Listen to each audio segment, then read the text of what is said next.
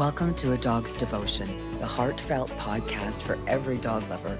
Here, we celebrate the unbreakable bond between humans and their dogs.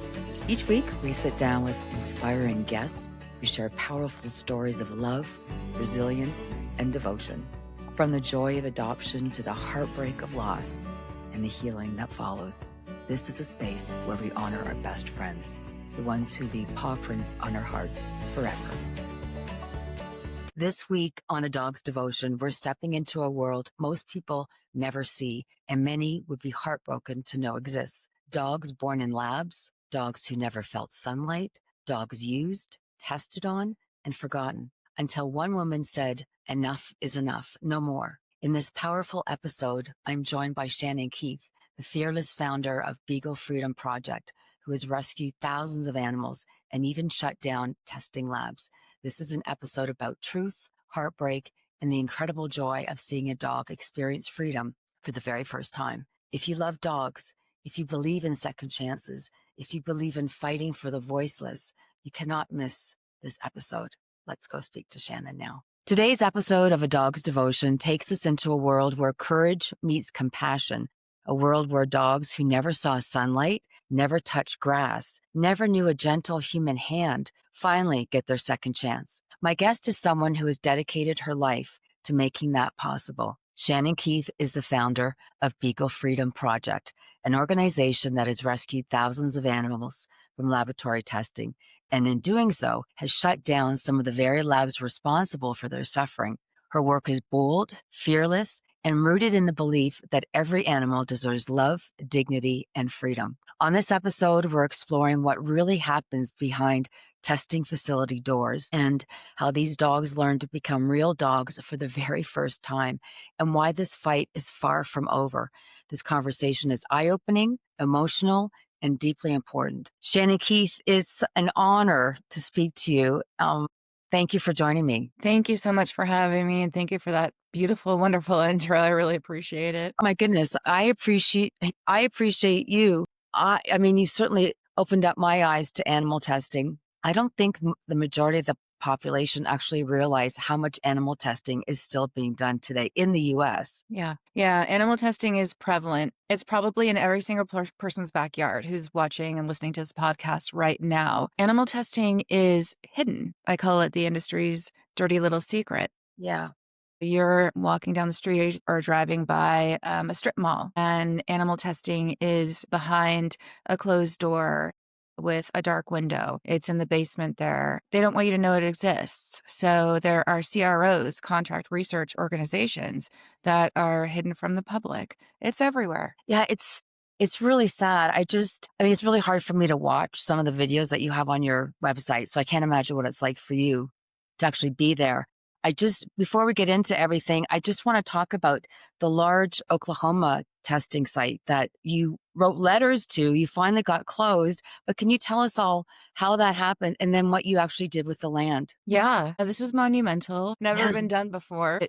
I feel it's my greatest achievement and Beagle Freedom Project's greatest achievement. This was a facility that was testing on hundreds of dogs and cats. And what I do every year is send letters to every single animal testing facility in the United States, asking them to release their animals to Beagle Freedom Project. And as one can imagine, most of those letters are ignored. But over the years, I've gotten a few responses from different facilities that have either released animals or just responded in such a way like, "We don't need your help," or "Here's information about us," kind of a thing. Finally, after several years, I got a response from this facility in Oklahoma called AHI, Animal Health Innovations. And the owner of the facility said, "Yeah, okay, you can take some of my dogs, my old dogs who have been here for many years." And I was thrilled. So over the past 3 years, we had been rescuing his dogs and cats who were about to be killed. And I started seeing kind of an opening to shut down this facility.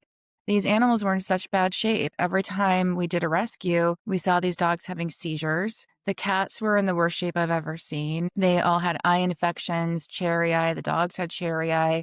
The cats were just, the teeth were in horrific condition, drooling. Dogs, we had to have dental on every single dog.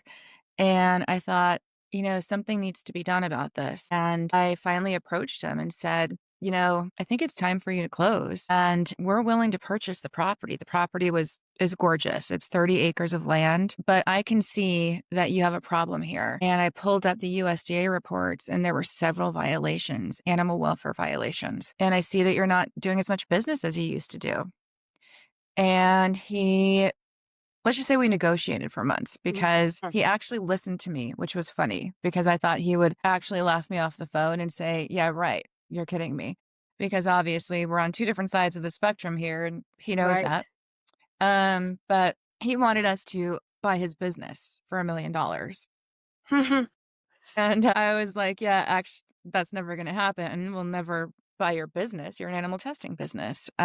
Finally, months later, we agreed on a contract that I wrote. I'm an animal rights attorney as well. So I wrote a contract and, he agreed to sell the property to us.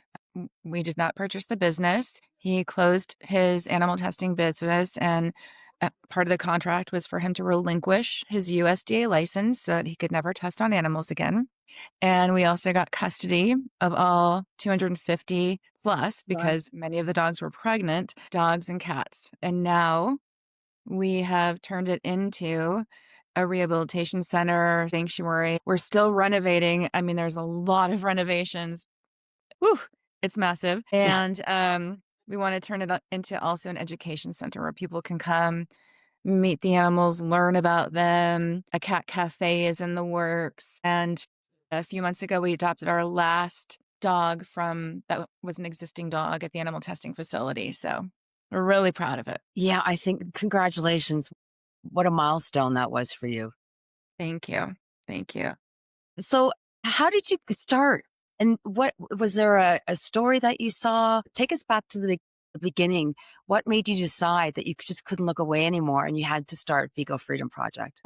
That's a great question. I already had a small nonprofit called ARMY, Animal Rescue Media and Education, and I was practicing animal rights law. And so I was sort of just on the radar of everybody and doing educational films about animal testing and things like that. And somebody down the pike alerted me to a facility in Northern California was closing for the Christmas holiday, and they were going to kill all the beagles because they didn't want to pay for people to take care of them over the holiday. And they were just going to purchase new beagles when they came back in January.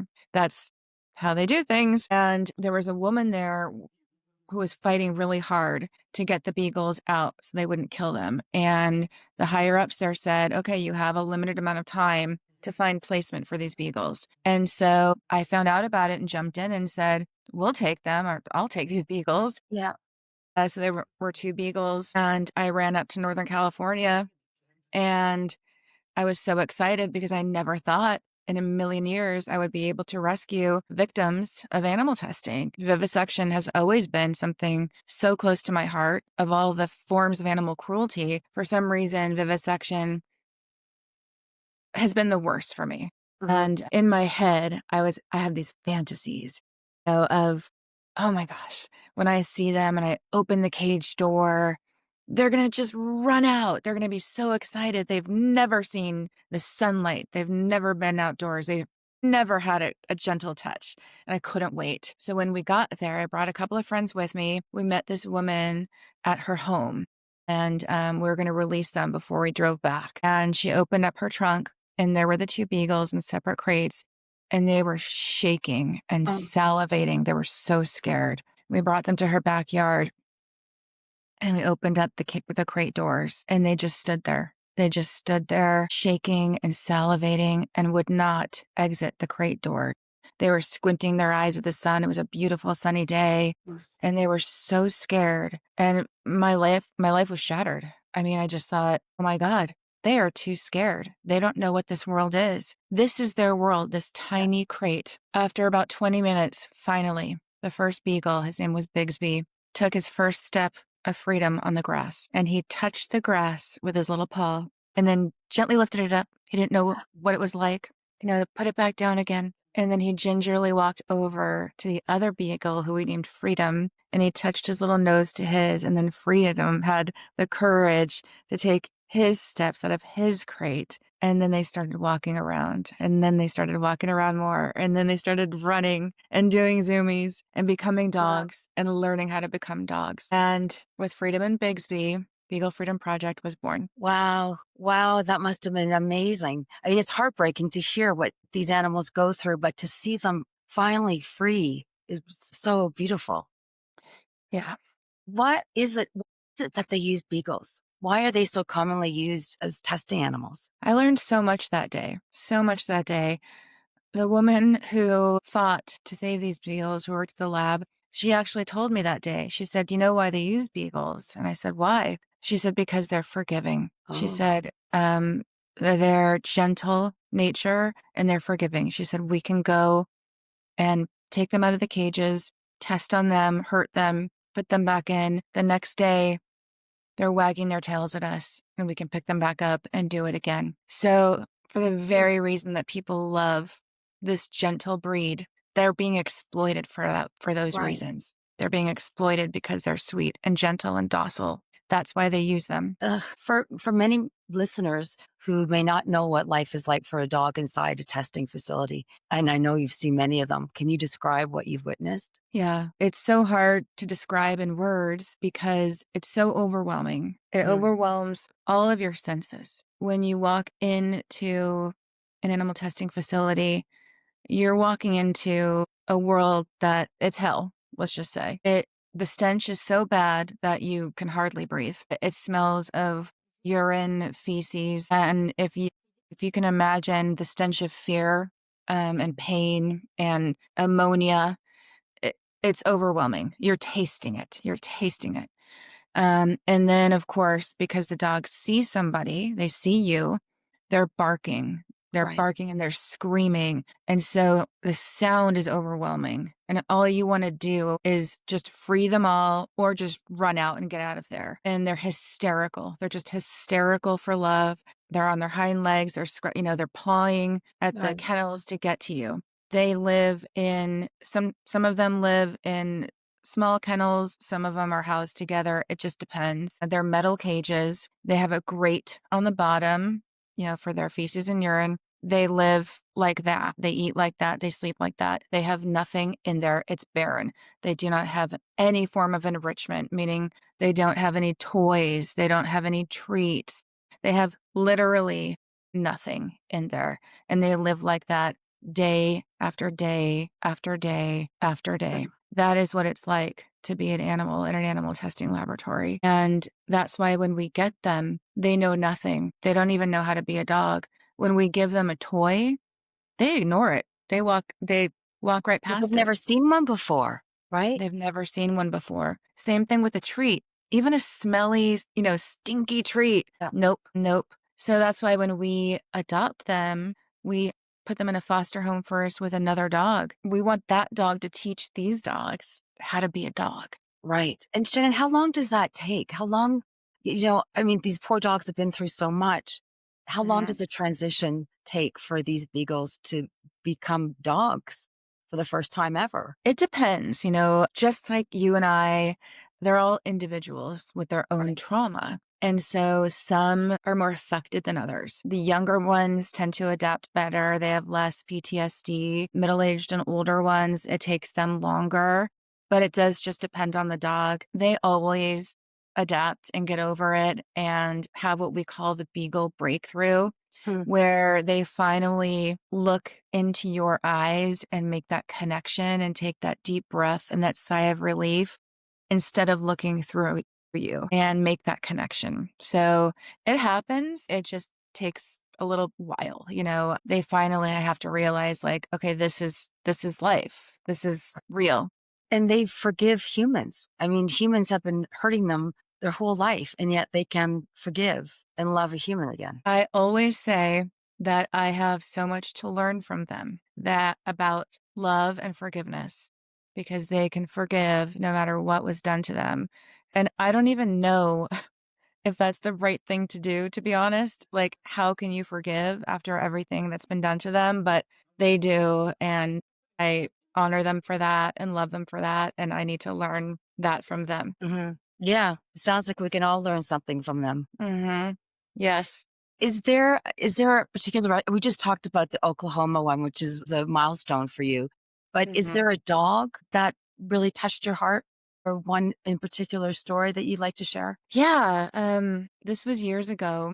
We, rescued these dogs from a laboratory in Southern California, and there was an old dog, we named him Ebby, and, not only did he have the psychological scars that we've talked about, but he had physical scars. You could see where he had devices implanted in him, and Oh, he had scars and he was sewn up and patches of, his fur were gone and he was in rough shape. He was emaciated and I just didn't know if he was going to make it. He was hardly eating. So I had him with me and he was staying with me. I had to spoon feed him because he could hardly eat. And obviously, I got very attached to him. At the time, I also had other rescues at my house. I had these tiny little pit bull puppies who I had mhm, just rescued, and they loved him. And I was really worried because he was so fragile, but they wanted to be near him. And he basically, like, fathered them, like, he loved them and gave them so much support, even though they were kind of, like, annoying little puppies, he right. loved them so much, kissed them, cuddled them while I was spoon feeding him and getting him into health. And finally, he became healthy, and I was able to adopt him to a wonderful home. So he was the one that kind of stuck out the most when we're talking Wow. about, just forgiveness and love and their gentle spirit. I mean, he was the gentlest, most wonderful beagle I've ever met, especially after everything he had been through. Yeah. Who can I ask who and what kind of products are using dogs for testing these days? Yeah, so it's mostly pharmaceutical and medical testing on beagles. And there is some cosmetic though. Cosmetics, I should say, is they primarily use smaller animals, rabbits, rats, actually a lot of pigs. They say that pig skin is like human skin, but they do use dogs sometimes too. That product that was on the market, Latisse, that makes your lashes longer. Yes. They use beagles and killed beagles for those, for Latisse. So beagles are used for a variety of things. That's just heartbreaking to hear, you know? Yeah. I know this is it's emotional work that you do, political, I'm sure it's dangerous. What keeps you going? What keeps me going is the passion that I have to end this because it's fraudulent, it's unethical, and I know and I can see the end. First of all, like I said, it's unethical and it has to stop. And more people need to know about it. Ugh. So I have to continue this fight so that we can end it. Every time I look at my dogs and we do a rescue, I say to them, like, I'm going to continue this until it's over, until every single cage is empty, and until animal testing is over. The government finally just said, the FDA and the NIH just said finally that animal testing doesn't prove results on humans. That's what I've been saying for decades. That's what people have been saying for decades. We know this. So it's fraudulent and it's a waste of our taxpayer money. But more importantly for me, it's unethical and we're hurting animals for no reason. We're enslaving them. And so it's time to put this to bed. Yes, I agree. For those listening who obviously feel inspired, I mean, what can we do? What can all of us do to help support, Beagle Freedom Project and help end animal testing? There's so much everyone can do.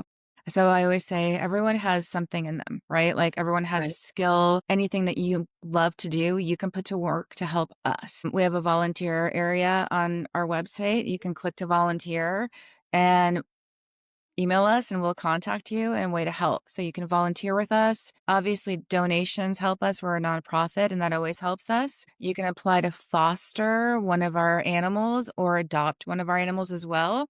So any of those things really helps us. Also, make sure to download our free app. It's called Cruelty Cutter, and it helps you shop cruelty free. So you can be an activist with your dollar. Okay. You also have some great merch I saw on your website. Yes, yes, that's right. It's holiday time, go shopping, Yes. and we have tons of sales coming up. We'll have a great Black Friday sale, Cyber Monday sale as well. Our merch is really fun. and all the profits go to our mission. Right. I also read that you had a famous couple adopt senior beagle, which I didn't know. I was very surprised. Yes, yes, yes. A royal couple, Meghan and Yeah. Harry. They are awesome, awesome, awesome.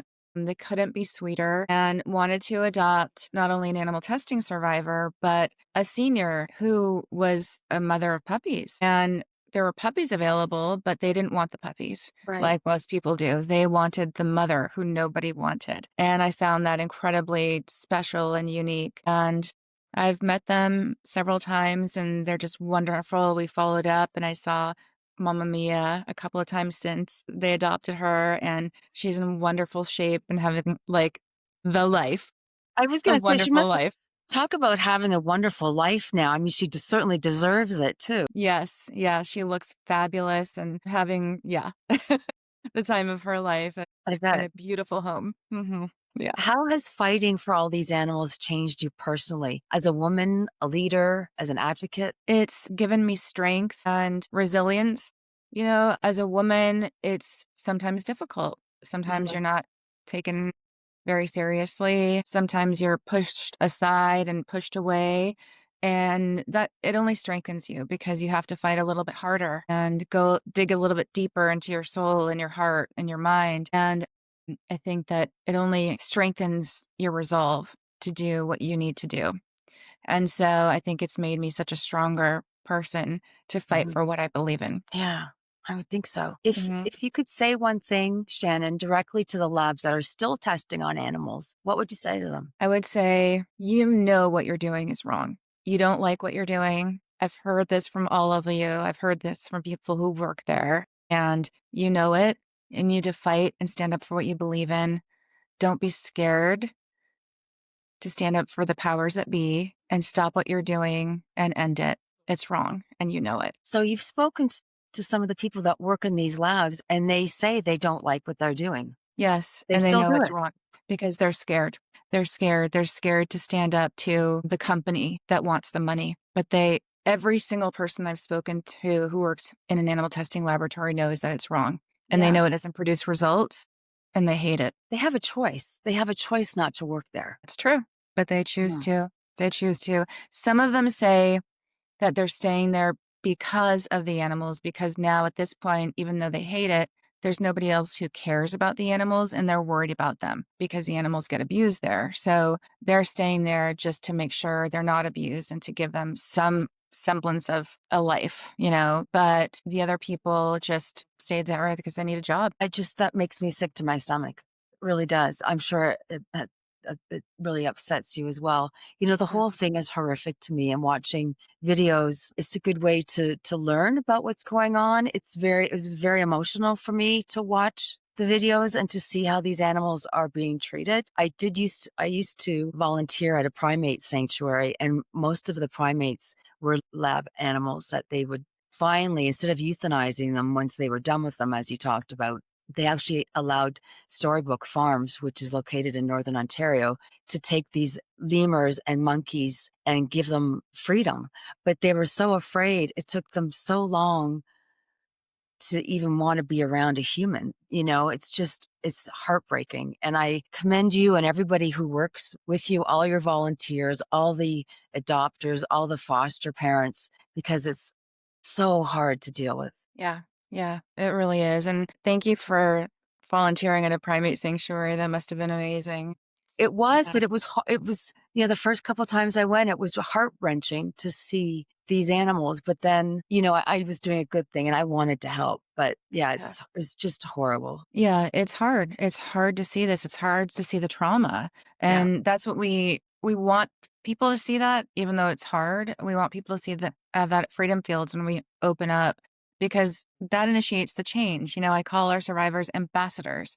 Right. Because I feel like that's what people need to see in order to realize this is something that's going on. There are thousands of animal testing labs all over the United States in every single state, and they need to fight for change. People need to stand up and fight for change. And when they see that, that's the change that happens in their mind, right? When they Mhm. see those eyes, they see the eyes of the survivors. they need to see that. I think it's really important. Yeah, I think so too. What is your Instagram account, Shannon, and your website so we can get people over there? That's great. It's at Beagle Freedom. So everyone can go there, and our website is BFP, like Beagle Freedom Project.org. So head on over there. All of our social media channels are on our website. So anyone can go there and click and link. And again, to volunteer would be great. We have and join our e-newsletter list. Giving Tuesday's coming up. So it'd be great to get on our e-list, and you'll see a bunch of our animals featured on Giving Tuesday. We really need help. So check it out. Okay. Well, thank you, Shannon. Thank you for joining me today. This was a pretty powerful conversation. It was a pleasure speaking with you, hearing stories of dogs who've endured the unimaginable and still found the courage to trust, to love, and to begin again. It gives me a little bit of hope. These second acts are only possible because of people like you, Shannon, and all your supporters. So thank you once again. If this episode moved you, please share it, talk about it, and consider supporting Beagle Freedom Project, because every voice matters, every action matters, and every dog deserves freedom. I'm Carla Basaki, and this is A Dog's Devotion, where every episode is a reminder that dogs don't just change our lives, they save them. And Shannon Keith, once again, thank you so much for joining me. Thank you. Thanks. Have a great day. I'll see you soon. Bye. And that's a wrap on another unforgettable story from the heart, because when it comes to love, loyalty, and second chances, no one does it better than our dogs. They find us when we're lost, lift us when we're low, and teach us what true devotion really looks like. Thanks for listening, and remember, in this wild world, we're all just trying to find our way home. Sometimes it takes 4 paws to lead us there. So give your pup an extra cuddle today and cherish your time with him. Give him some extra treats too. I know he'll love them. This podcast is in honor of my best buddy, Max.